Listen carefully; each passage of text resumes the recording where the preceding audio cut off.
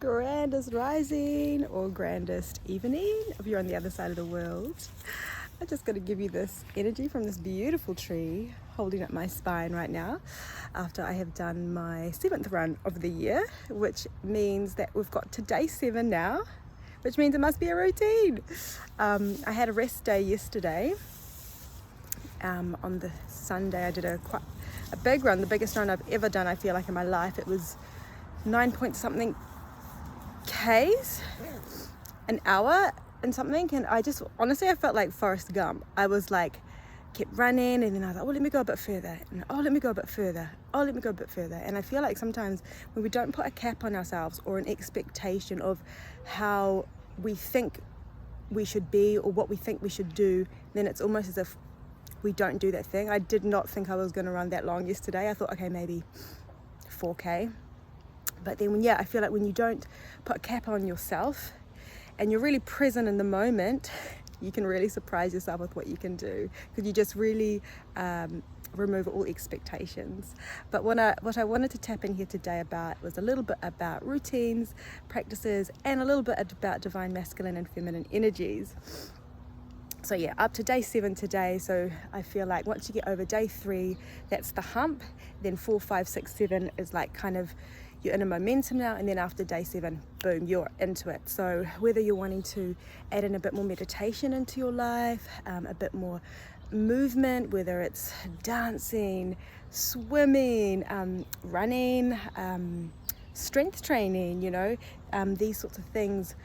If you have a kind of a goal in mind, or like a type of person that you want to be, if you want to be fit, strong, healthy, more aligned with yourself, God and source, these little consistent practices are going to help you on your journey to becoming that person that you want to be. And also at the same time, loving on and accepting that beautiful person that you are in this present moment, because you won't be able to get to that future version without this present moment, this present person. And what I wanted to tap into quickly about is divine masculine and divine feminine energies. And us as women, I like to spell it WOMB, woman. We do have these cycles within us where we bleed every month, where those of us who still bleed, we do have a lot of different hormones within us as opposed to males.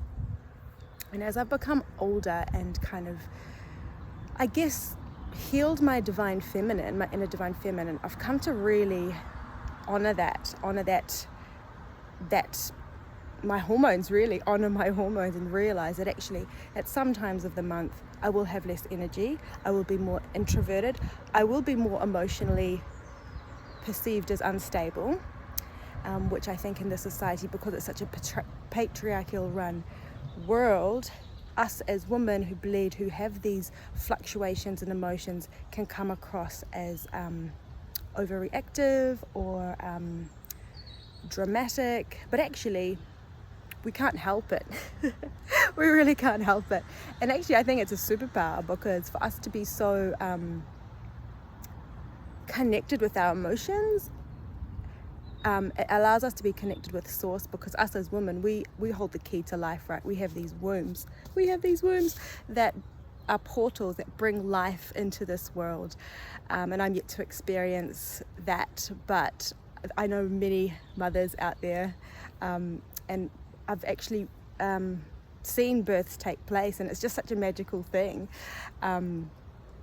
And so tapping in about the feminine, that, and then tapping into the masculine within us is so important as well, because the masculine can hold our stability and can hold our structure, whilst that's like the things like being a bit more onto it with your to-do list and onto it with your schedules, because without the structure there would be no, like, everything would be chaotic. But we also need the chaos, because the chaos allows the creativity to unfold.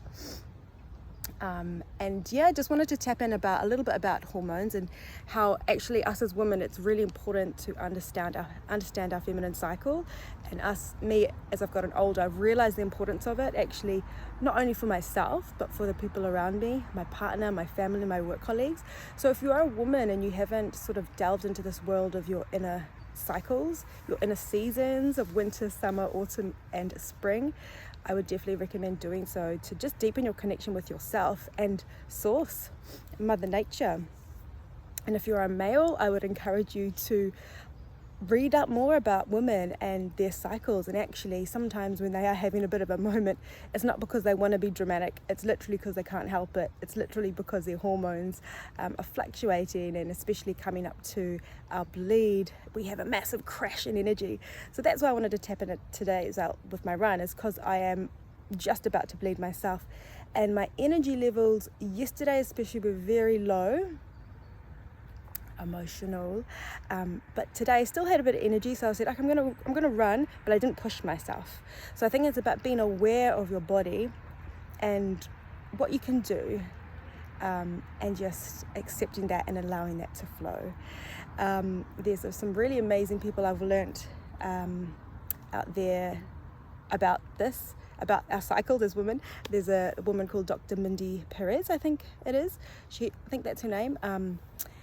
And I will put a video in here where she's doing an interview with a guy explaining that about the hormones. Because I just feel like one day when I do have a daughter, I'd love to have that knowledge about my cycle so I can pass on to her, and the father of my child, I'd love him to be able to understand as well. Because when I was a teenager, I didn't have that sort of understanding because no one could teach me. So now as an adult woman, I'm learning that, which is very empowering actually.